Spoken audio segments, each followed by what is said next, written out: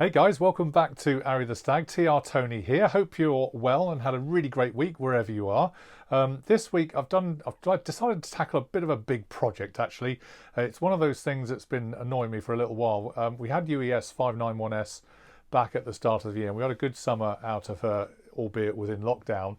And I've been thinking about the insides of the engine and the radiator and the cooling system specifically, because not too sure quite what the antifreeze level is or was within the car, and more importantly how much corrosion has been inside. I've been running around with it blissfully, happily this year, thinking it's all okay.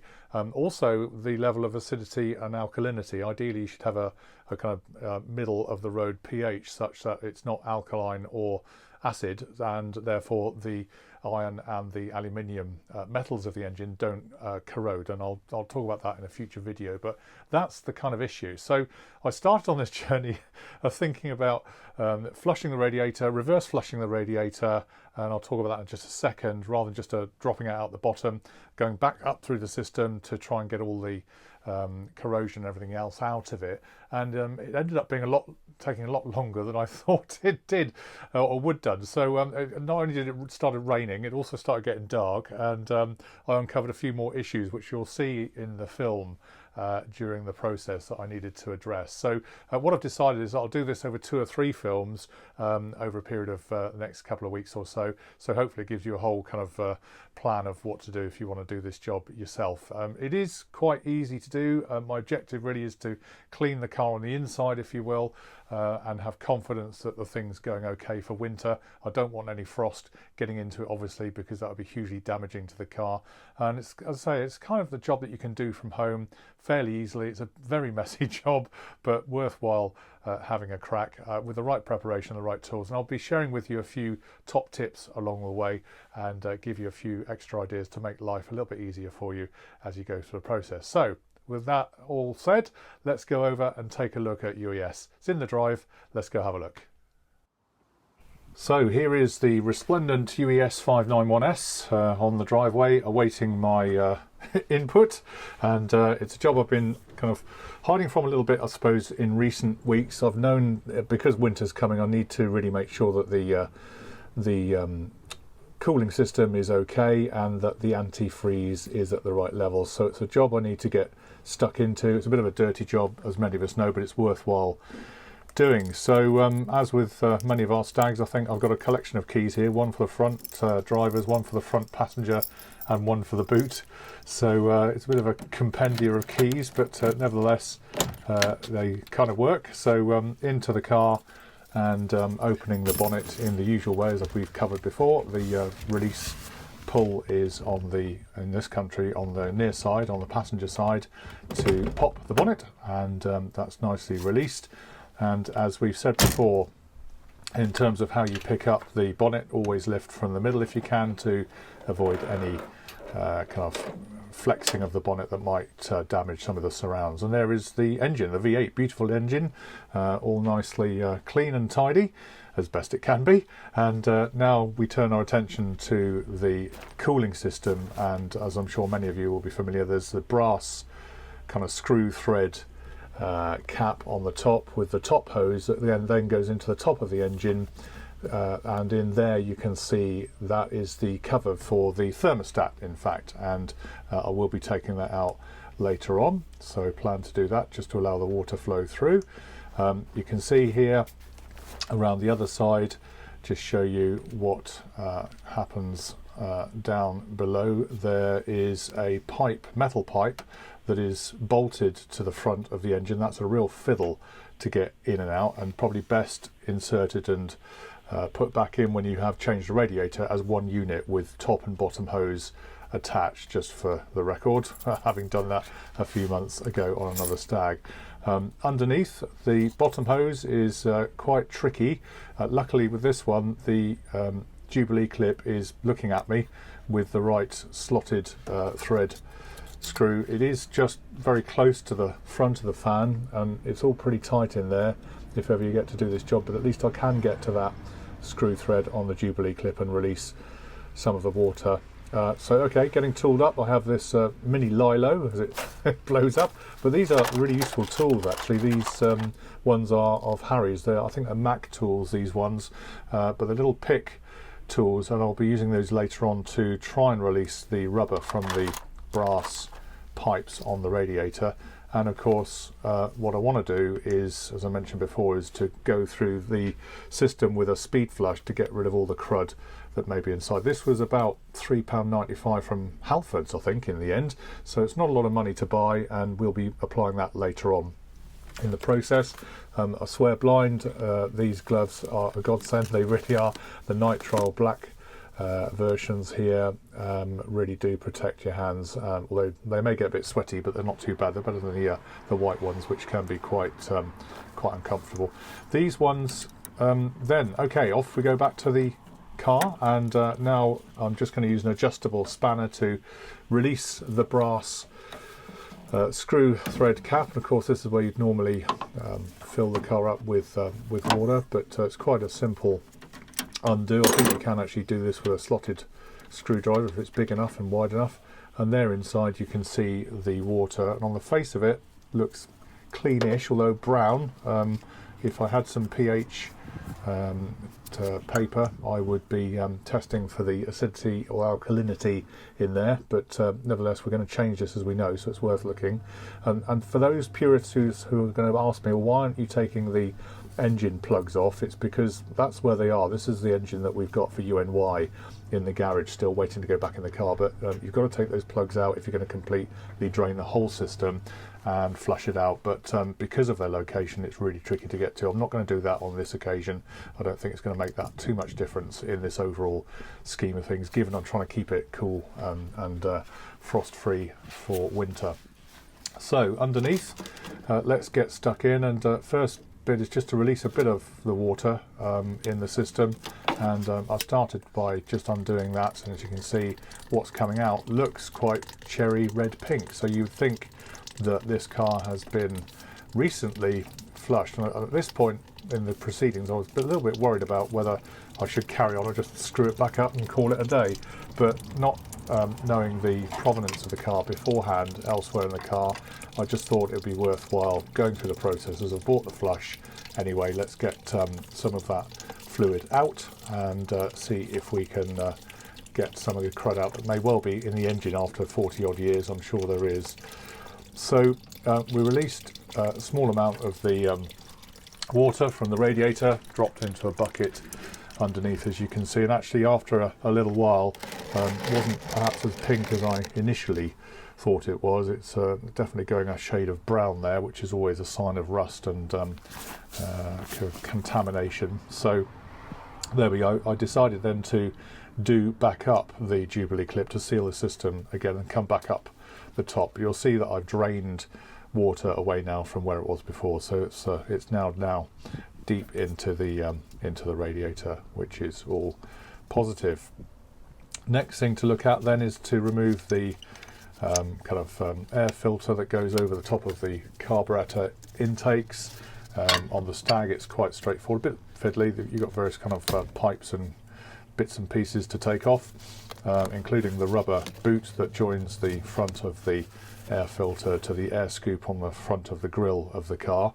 Bit of a fiddle with two hands off camera, but successfully did that. And this has got two clips. It's hinged at the back that very simply, he says, with a bit of fiddling, if the clips don't keep dropping back down and catching again, you should be able to release the top of the metal air filter such that you can then reveal the air filter inside. And in this particular car, just put that to one side for a moment and come back, and in this particular car you see that the air filter itself doesn't look too bad. It's fairly recently been changed over, so it's obviously had a service in the not too distant past, and not too full of bugs and dust and crud, so that is okay, and I can reuse it. And there we have the air intakes for both carburetors. 3 bolts hold the base plate of the air filter casing to the engine, and obviously it's well sealed with mastic and whatever. And so what I want to get at now then is the top pipe that goes into that's the casing for the thermostat there. So obviously if we're going to back flush the system, then I need everything clear. So I'm going to take the thermostat out, 2 bolts as you'll have just seen, and a pretty simple case of just cracking those off and unwinding the bolts that are holding it, clamping it to the engine. And for those that are really observant, you can see that there is quite a lot of gasket material and mastic material that's obviously been put in there before to keep the seal nice and tight and to make sure there's no water kind of coming out. So bolts out, pretty straightforward, fairly easy to access. Take them out, put them to one side, and within just a few minutes then we're now looking at simply pulling that off. Sometimes a little tap with a block of wood and a mallet will release it if it's stuck, but here you can see that's now been released. And there's the gasket, but I think you can see there's quite a bit of crud in the covering there, so that's interesting. So we'll come back to that later. And again, here's the thermostat itself, and I'll do a separate wee film about the thermostat. Again, it's useful just to have in your mind. But again, this particular thermostat looks fairly recent. It looks nice and clean, doesn't look too damaged. I will do a test offline from here in a separate film about how to test these, which many of you will know anyway, but it's worthwhile for those that don't just to run through that. And then of course it's a question of putting the top pipe back on. So I've taken the thermostat out, that's now empty, but I am retightening the kind of gasket and the cover back on, so it's now again a complete system, only it hasn't got the thermostat inside. And I'm doing that because I want to reverse flush back up through the engine and back up through the radiator and then out to the top. Now in my travels, I'm sure you've seen at the bottom of the air filter there was a rubber pipe, big rubber pipe, and this is the connector to it. It's a hot air feed from the exhaust, naturally aspirated. It just blows through hot air, warm air, through this cardboard pipe and then into the underside of that air filter I moved earlier, just to give it warmer air as an intake. I guess it makes it more efficient, more powerful and whatever. Clearly a previous bodge here held on with a little plastic zip tie clip and not very well mounted. In fact, it was rattling around in the engine bay before, so I'm glad I've been able to take this apart now and have a proper look at it, and I'll need to fix that back on in due course. Here is the top hose, as I mentioned previously, and goes through to the thermostat casing that's now re-bolted back onto the front.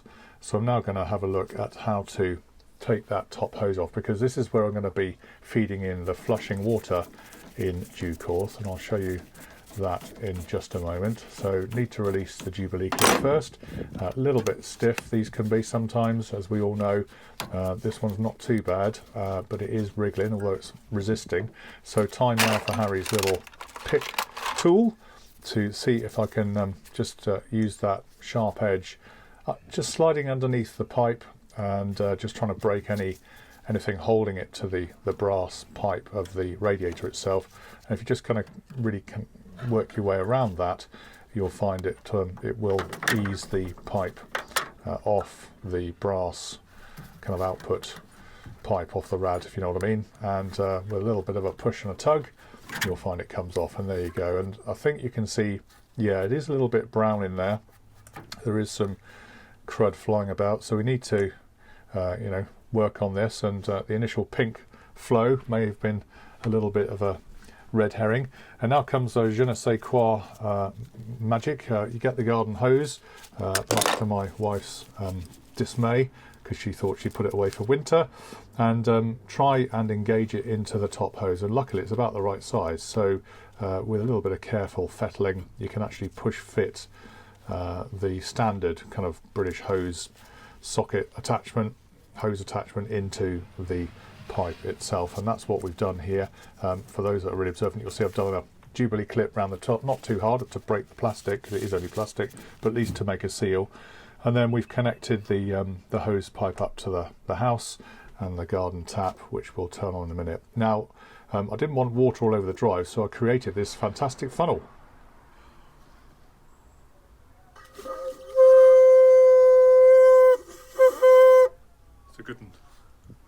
and as you can see, it gave us a perfect C in D minor.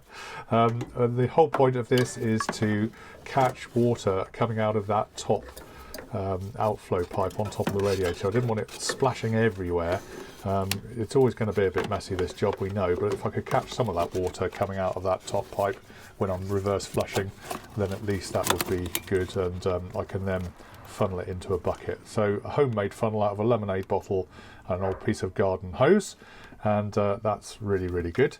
And so back on with the brass cap, because I don't want that loose and the water to be coming out of there. I want it to be going out of that top pipe. And just for safety and security, I used a couple of zip ties to actually get it back onto the car and make sure that the funnel didn't fall off and splash water everywhere, as we might know. So that was all good, and we got to that point and almost ready to go.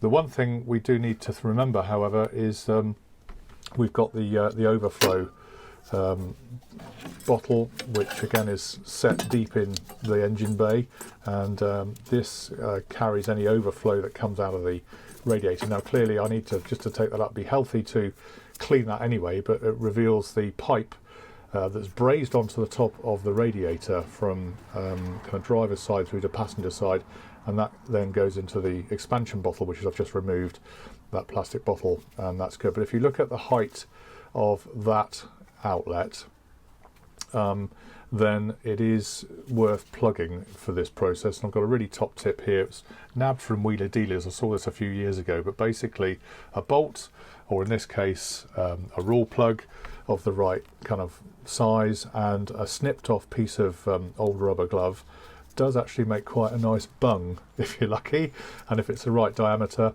And in this case I've managed to wrap it up in a bit of plastic finger glove there and insert it up the pipe, and in that way it should just act as a little bit of a bung and stop any water coming out of there, because that level is a lot lower than the outflow pipe will be.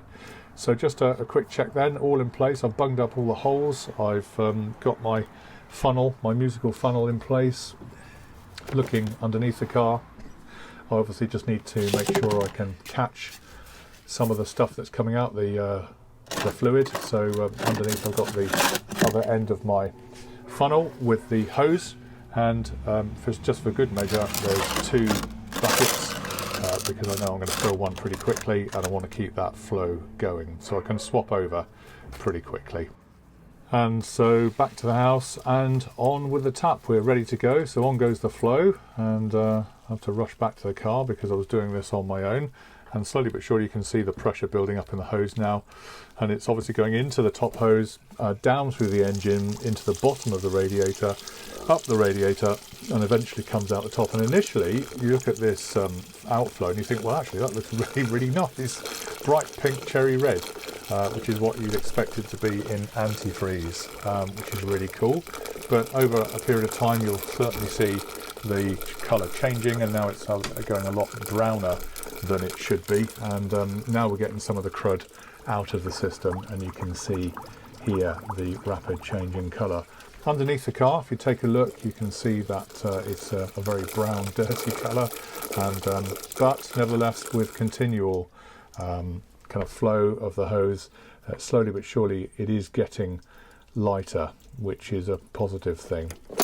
Now back at base, keep going, and this took several attempts at the tap to flush, get rid of the stuff that had come out in a sensible way, safe way, and refill and keep going several times. And I think you can see already that the water is beginning to get a lot clearer than it was when in its brown phase. And here's my cunning plan coming into the fore. You can simply swap over buckets fairly easily and dispose of the full one. I just thought in this case I'd hang on to the 2 different buckets. It's only about 5 minutes difference, but it's quite interesting when you compare one versus the next one, that one is quite brown compared to the other. I think you can see there the colour contrast between just 2 kind of bowls worth of water. So it's a system that is working. It's not easy to do. You've got to make plenty sure that you're that you're, you know, you've got lots of buckets around, and this is the third occasion now, but now look at it, it does look very, very clean and very, very clear. So that's really, really positive, and I was very pleased at this point. And just look at the difference now in that last bucket. However, having said all of that, that was using ordinary house pressure water. What I then decided to do was blow into the top hose, and just look at the difference. Having blown into the top hose a few times, it did release a lot more crud. And I nearly collapsed a few times, but it's worthwhile doing. Separately, again, I took out the expansion bottle, and just look here how awful this is. There's actually sediment in the bottom of this bottle. I'm so glad I took it out. I don't know if that is sediment or if it's Radweld or something that's gathered in the bottom over the years, but certainly had to come out. And what was interesting was that I had to use a pointed stick in the end to try and tease out the residue that's in the bottom of this bottle and flush it out many times with the garden hose. But just look at that, what was residing in the bottom of that engine. Now tell me that this doesn't affect the temperature. It's pretty revolting, as you can see. So it ended up on the garden, and I flushed out that bottle, and happy days. We are now getting to the point where we can refill. Okay, well, I did warn you, didn't I? It's quite a messy job, as I think you've now gathered, with water all over the drive. Do sensibly get rid of the corroded metal and antifreeze that comes out at a local tip. We have a local facility where we can get rid of that water, so we'll be doing that in the next day or two. But I think that's it as far as this film is concerned today. As I said at the front, we ran out of time, it started raining, and it got dark, so and a lot more than we thought was planned. So we will be doing that again very soon. So we'll be coming back to you again with another film, taking it on to the next stage. Meanwhile, I'll check on the expansion bottle and also on the thermostat, and I'll do a little mini film on that, as I mentioned in the video, just to help people understand a little bit more about thermostats and how they work. So yeah, depends on how it goes, depends on the weather and everything else. But the next step is to, obviously, now we've got it all set up and cleaned out with the water, is now to flush it properly with that radiator fluid I showed you at the front end of the film. So we'll be doing that next time. Then eventually we'll be getting back to putting the right level of antifreeze in, and again we'll be talking about that and how that level of antifreeze is kind of really important, and we'll be doing that in due course. Okay, so I hope you got some value from today. I hope you're well wherever you are around the world. Keep the fires burning. Please do send in loads of pictures or videos as you can, either on the Facebook group or directly to us. Happy to receive some of those so we can feature them on Saturday Sockets, which is our weekly email that goes out on Saturday. If you haven't got that in your inbox yet, please go online and just check up and register for a badge of honour, because that's a mechanism that will give you access to Saturday Sockets. And if you haven't got a badge of honour, we will gladly send you one free of charge. Just again, go onto our website and order one free of charge, and we'll send you one. And we've got a number of those out now worldwide, which is really great to see. Good stuff. Well, thanks for watching. Don't be afraid to like, share and subscribe. It's always worthwhile. And we'll see you online for the next instalment very soon. All the best, guys. Have a great week. Cheers for now. Bye.